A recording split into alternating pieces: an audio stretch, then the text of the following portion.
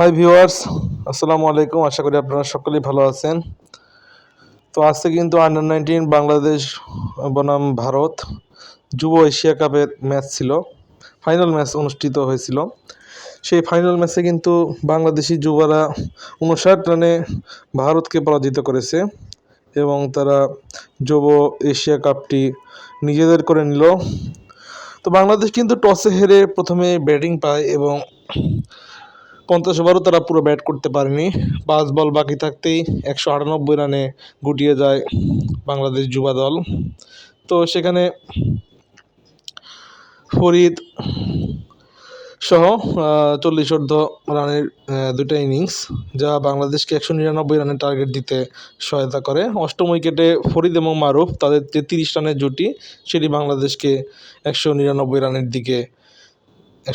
রানের যে টার্গেট সেটি দিতে সক্ষম হয়।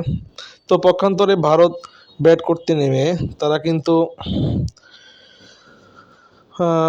59 রান পিছিয়ে থাকে, অর্থাৎ 59 রানে জয়লাভ করে বাংলাদেশ যুবা দল এবং এই যুব এশিয়া কাপ অর্জন করায় বাংলাদেশ আন্ডার 19 দলকে অভিনন্দন জানাচ্ছি। Best of luck for under 19 cricket team of Bangladesh.